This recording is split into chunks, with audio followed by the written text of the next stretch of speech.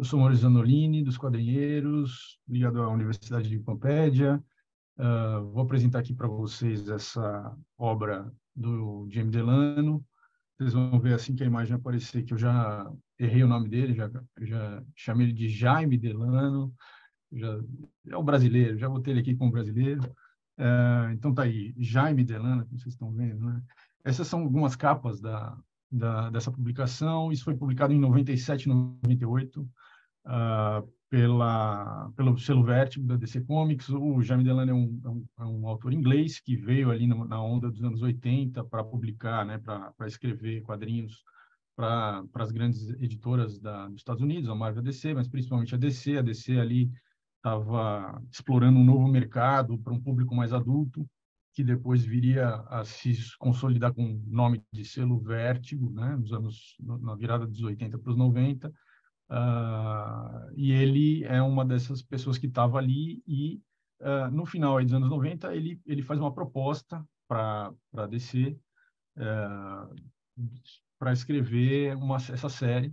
Eu acho muito interessante assim, a premissa e tal, né? Então, assim, ele soltou uma premissa meio solta, né? Meio jogada, assim, de escrever uma série que seria de 12 edições, uma história a cada 3 edições. Essas histórias teriam uma ligação entre elas, mas não seria uma ligação, né? Seria uma ligação, alguns personagens teriam alguma relação ali.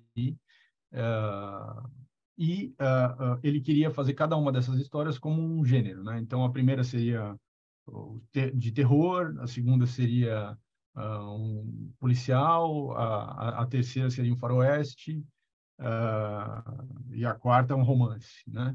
Então, essa era a premissa, e ele queria usar, então, como conceito a extrapolação de coisas que estavam ali na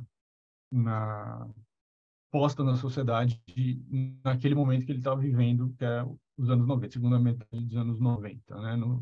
Na cultura americana, obviamente, ele é um autor inglês, ele está olhando de fora, isso é muito interessante, porque ele tem uma visão, talvez, diferente, né, da visão de quem está dentro da própria cultura norte-americana, mas ele tá escrevendo para esse público, mas com uma visão talvez mais crítica, um olhar, né, um pouco diferente.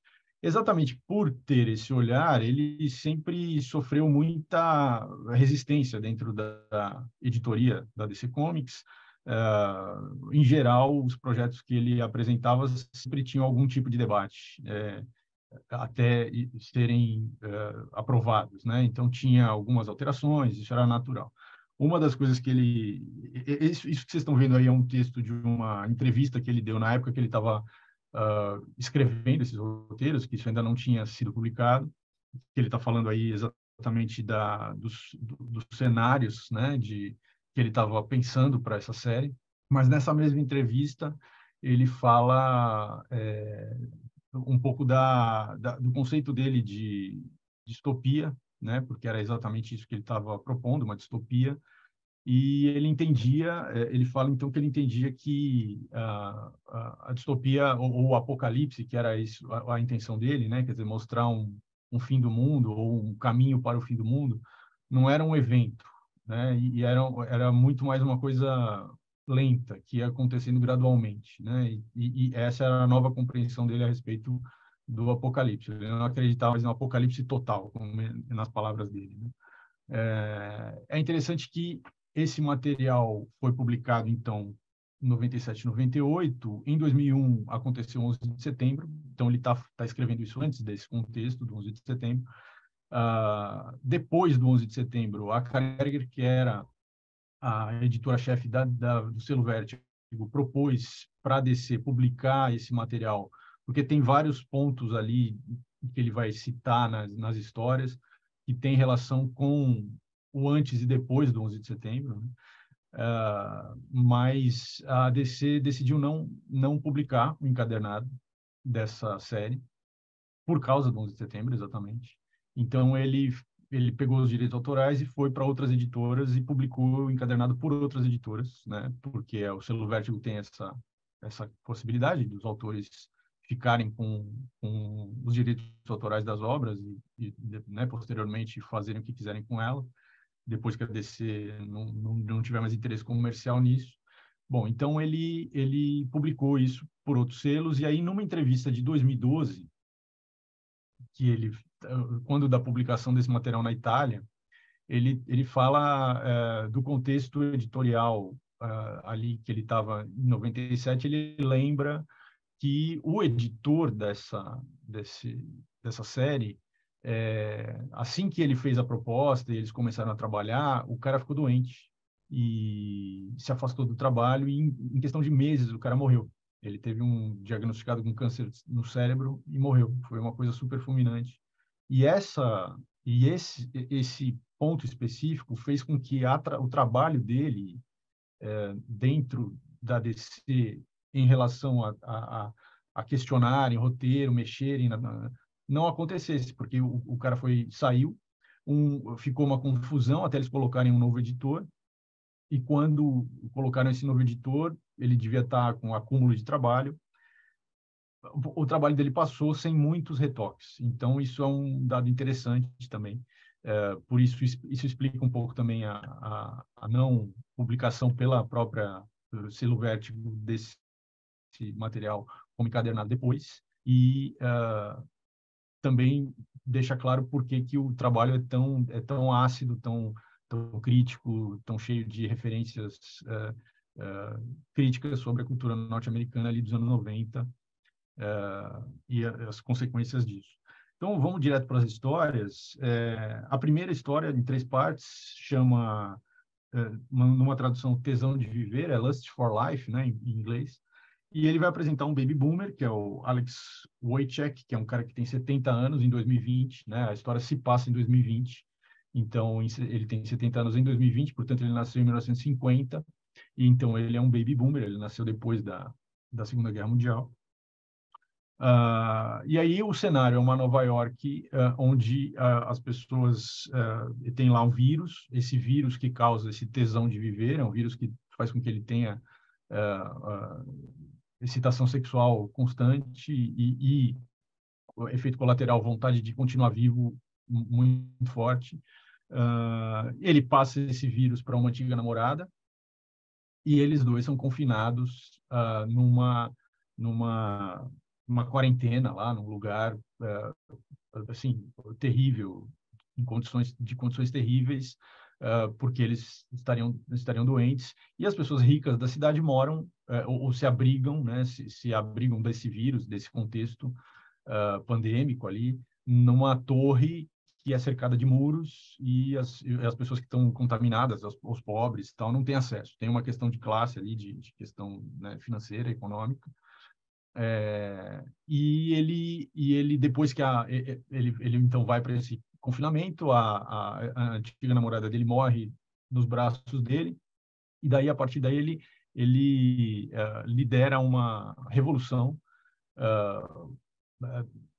foge desse confinamento, invade a torre onde os ricos vivem, e o plano dele era se jogar nos ventiladores dessa torre para espalhar, para morrer. Óbvio, ele morreria e espalharia o vírus para todo mundo que estivesse dentro da torre. Esse seria então a ação, né, de guerrilha dele ali e tal. E no final da história ele não consegue, porque o vírus faz com que ele tenha essa vontade de viver muito mais forte do que esse plano que ele fez. Ele não consegue se matar, mas ele sequestra lá uma jovem de 20 anos, tem um diálogo interessante, tem uma questão, né, de geracional ali com ela. E aí essa cena que está aí na imagem é ela, eles sobem lá na parte, né, na torre, no terraço lá em cima da torre, e ela está com frio, e ele tira uma bandeira dos Estados Unidos, e ela se abraça nessa bandeira, e ele vendo ela ali com 20 anos, abraçada na bandeira americana, ele fica com tesão de viver, e ele não consegue, né, é mais forte do que ele não consegue. Então, é interessante algumas coisas do contexto de 2020, que obviamente o Delano não tinha como saber em 97, mas em 2020 foi a campanha de reeleição do Trump, né? Então o candidato que disputou com ele foi o Joe Biden, mas antes, nas prévias, existia ali uma disputa, estava na disputa também o Bernie Sanders. Os três são baby boomers, né? Então, são baby boomers ali que ou estavam abraçando a bandeira americana, ou tinham é, escândalos sexuais, no caso do Trump, ou estavam liderando uma revolução de esquerda, como, né, da esquerda, como é a esquerda nos Estados Unidos, né, do Bernie Sanders. Então, é interessante que o protagonismo político de 2020 tenha acontecido nas mãos de baby boomers, né? Também aconteceu em 2020, e não só, mas em todo o governo do Trump, durante a pandemia, a partir de 2020, a pandemia, esses lugares de confinamento de pessoas ilegais nos Estados Unidos, né, pessoas de imigrantes ilegais, que também estavam em condições absolutamente terríveis, e a pandemia piorou tudo isso. E essas eram imagens que recorrentes ali no ano de 2020. Então, tem várias coisas interessantes aí, quer dizer, que o Delano, a gente pode imaginar que ele conseguiu prever nessa história aí, nessa primeira história. A segunda história, La Tormenta, imagina um cenário em que Cuba, né, o Fidel morreu, Cuba foi fagocitada pela Flórida, passou a ser um território da Flórida, e nessa ilha, então, que aí era um território da Flórida, a Nova Flórida, seria dominado por milícias, conservadores religiosos, e aí você tem uma história policial em que o detetive Jack Atlanta investiga um desaparecimento de uma jovem, mas esse Jack Atlanta é um homem trans, né? Então, tem essa questão da transexualidade, a modificação do corpo através das cirurgias plásticas. Isso era uma coisa importante aí nesse cenário. E esse Jack Atlanta, para fazer uma ligação entre as histórias, esse seria filho daquele baby boomer da primeira história, e os filhos do Jack Atlanta seriam os personagens da terceira e da quarta história, e essa é a linha que liga as quatro histórias, né? Então, tem lá um mercado negro de crianças, né, isso vai ficar mais claro nas próximas histórias, porque tem uma questão sobre reprodução, e sobre sexualidade, sobre masculinidade nesse futuro que o Delano tá imaginando. Mas ele está escrevendo isso em 1997, né, no contexto dos anos 90 e tal. Então, tem algumas coisas interessantes aí também do contexto em que ele está escrevendo. Os anos 90 foi a década em que teve um boom de personagens transexuais nas mídias ficcionais na televisão dos Estados Unidos. É uma coisa reconhecida, esse marco. Agora, claro, a gente está falando disso no contexto dos anos 90. Então, a maior parte dos atores que interpretaram esses personagens eram ou homens ou mulheres cis, né? Não haviam atores e atrizes trans para interpretar, não era uma prática do mercado, não se tinha esse conceito de representatividade, existia claramente uma vontade de colocar esse tipo de personagem, né, de apresentar e de representar esses personagens nas ficções, mas isso ainda não tinha esse conceito que hoje nós temos, que hoje é mais claro. Então, é interessante que ele estava bebendo naquele contexto cultural, e que, então, aqui a gente tem seriados importantes ali, Law and Order, Star Trek, Xena, coisas até que, né, vieram para o Brasil e tal, Ally McBeal, como é que chama? Married with Children e tal, todos esses seriados que são seriados que fizeram muito sucesso lá, tinham personagens, ou em algum momento tiveram, dos anos 90. E hoje, quer dizer, por exemplo, essa notícia é de 2019 ou 20, falando e como que os atores e atrizes transexuais estavam reinventando a forma de fazer casting, né, de escalar para papéis assim, né, no audiovisual dos Estados Unidos. Então, como o Bruno falou, quer dizer, a distopia tem essa função, né, de também convidar para a ação para que as coisas não fiquem a distopia, né, está propondo. E aqui a gente vê claramente um desses movimentos em que a luta pela representatividade de minorias tem efeitos positivos. Então, a gente não tem um cenário tão de degradação como o Delano imaginou para determinadas minorias, por causa de lutas que, em parte, essas distopias que imaginam futuros terríveis estimulam as pessoas a agir contra. A terceira história, Renegado no Faroeste, né? Tem essa, tá dentro desse gênero. Então vai seguir a história do Ethan McCreiter aí, que é um personagem que seria um dos filhos do Jack Atlanta. E aí ele foi então retirado do Jack Atlanta e foi colocado numa família. Então tem aí um trauma. Ele está no meio dos Estados Unidos ali, Montana.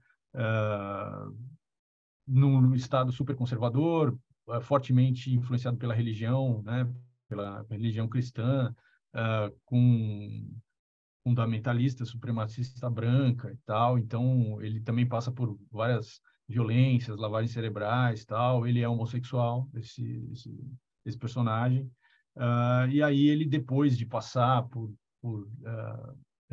várias situações muito pesadas, ele é resgatado por um grupo indígena, né? Que na verdade é uma mistura entre pessoas que que estavam lutando contra esse status quo, né? Uma contracultura ali, que a gente poderia comparar aos hippies e tal, junto com povos indígenas norte-americanos, povos originários da América do Norte, e que criaram ali uma cultura própria, baseada em muitos valores desses povos originários, e que, então, faziam uma luta de guerrilha contra esse status quo, e ele é resgatado e tal.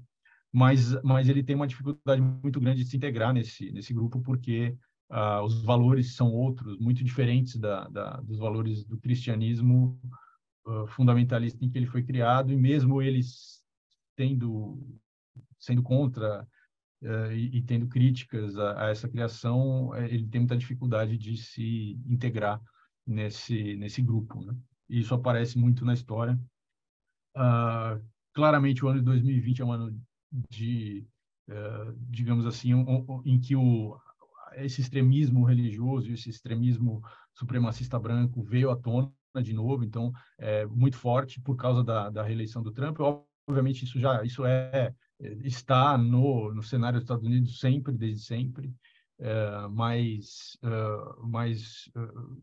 em 1997, 98, era aquilo que sempre foi, mas agora, em 2020, foi muito mais forte, né? Teve uma ascensão e uma exposição muito grande. Então, essa leitura esse extremismo cristão faz da figura de Jesus ou da Bíblia ou tal, é uma coisa que tem um peso hoje político no mundo, não só nos Estados Unidos, mas nos Estados Unidos principalmente. Então, mais uma previsão aí, e também outras coisas interessantes aí, que do ano 2019, 2020, né, o Biden, assim que foi eleito, anunciou a secretária de Interior do governo dele como uma pessoa indígena, né, uma pessoa ali representante dos povos originários, como uma forma de avançar essas ideias de representatividade e de reparação histórica e tal, que são hoje também fortes e que tem essa oposição também forte, que é o momento que a gente está vivendo, mas que em 1997 não era uma coisa tão clara. Obviamente que o Delano está fazendo uma extrapolação, e essa extrapolação pode chegar nisso, e ele, então, colocou esses elementos na história. Mas também outra coisa que eu achei interessante, que na história dele, né, na narrativa, um dos elementos ali é que esse grupo aí de contracultura e tal, que resiste ao status quo ali, eles abraçaram vários valores dos povos originários. Um desses valores é o uso de psicotrópicos para você ter, então, momentos de revelação, né? Momentos de transcendência e tal. Assim, do ano de 2019, do ano de 2020 também veio à tona aí, a partir desse documentário, mais acessível a uma parte muito grande da população, a ideia do uso de cogumelos como uma forma terapêutica para resolver vários problemas de saúde mental e tal. Isso é uma coisa que está avançando muito e que também veio à tona mais amplamente em 2020, como tem esse marco de 2020, que é interessante também. Eu leio isso como uma premonição. E o último, esse Repro Man, que é a última história, fala sobre, se passa na Califórnia. Esse Adam seria então o irmão gêmeo do Ethan, os dois então filhos do Jack Atlanta, e portanto netos do Wojciech lá, o personagem da primeira história. E esse cara também foi arrancado do Jack Atlanta e foi levado para a Califórnia, e lá ele foi criado para ser, por causa das características genéticas dele, para ser um reprodutor.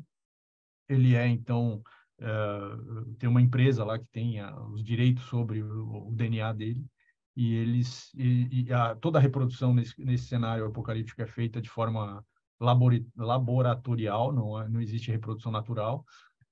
Mas existem grupos como esse grupo de mulheres ali, que são a favor da reprodução natural, dos direitos reprodutivos das mulheres e tal, que fazem ações de guerrilha contra esse status quo. Então, elas sequestram esse cara para tentar usá-lo para uma reprodução natural, né?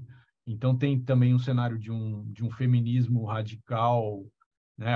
Isso é a ideia do Delano, né? Quer dizer, a ideia de que um feminismo radical teria tomado o poder, ou teria uma influência muito forte nas decisões de políticas públicas, e esse feminismo radical que vê os homens como inimigos. Isso é a leitura do Delano em 97.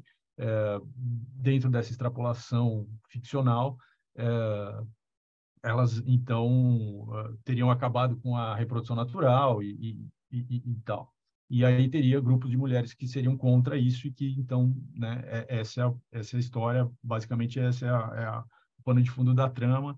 Então elas sequestram ele e tal, e ele tem lá uma programação de lavagem cerebral, que ele tem aversão a sexo, na verdade. Ele não consegue, e aí a história inteira se passa, né, nessa tentativa de fazê-lo perder essa versão e tal. Tem algumas outras, ele vai colocando, pincelando algumas coisas. A principal personagem desse grupo de feministas antissistemas, dentro daquele cenário, ela se chama Zônia, porque o pai dela deu esse nome para ela, porque ele foi um dos caras que foi tentar defender a floresta amazônica, mas não conseguiu. Então, a floresta amazônica, naquele momento, em 2020, já não existe mais, que também era, de alguma forma, uma coisa premonitória do Delano. Mas tem algumas coisas que aconteceram em 2020 que são interessantes, como marcos também dessas ideias e extrapolações dele a partir do ano de 97, que, por exemplo, a revista Playboy deixou de ser publicada em 2020. Depois eles voltaram em outro formato, com uma outra abordagem, mas aquele conceito de revista para um público masculino, com a nudez dos corpos femininos e tal, isso não perdeu, não tinha mais clima, digamos assim, para você ter esse tipo de publicação. Então, isso é uma coisa que conversa um pouco com essa história. Outras coisas que também, em torno de 2020, vieram à tona. Obviamente, isso são estudos que já estão sendo feitos há muito tempo, mas que também ganharam uma certa notoriedade pública ali por volta de 2020, a ideia de que a pornografia tem efeitos psicológicos e emocionais, a exposição, né, prolongada à pornografia, uh, bem complicados para os homens, e que isso é uma coisa comprovada a partir de várias pesquisas, mas que ainda não, que já está no debate público, mas que ainda tem uma resistência. Mas a gente também pode falar sobre os incels e esse movimento, esses movimentos reacionários de homens que são construídos e estruturados em cima de frustrações sexuais, né, de ódio às feministas e tal. Então, isso é muito mais forte, muito mais claro hoje, nesse contexto de 2020, um pouco antes, um pouco depois, mas que o Delano já, a partir dessas extrapolações, já imaginou, previu, sentiu, né? Então, é isso. É uma obra muito interessante do ponto de vista dessa a possibilidade de com uma extrapolação pode se aproximar de um futuro, sendo tanto pela via da literalidade, quer dizer, de fato aquilo que ele está prevendo vai acontecer, quanto o oposto, quer dizer, prever não, mas perceber que aquele tema é um tema que vai se agudizar, e essa agudização pode significar na ação das pessoas inclusive uma coisa completamente oposta, como é o caso da ministra do interior, que é indígena, como o caso da revista Playboy, que deixou de ser publicada por ser uma coisa anacrônica já, e outras coisas do tipo. É isso.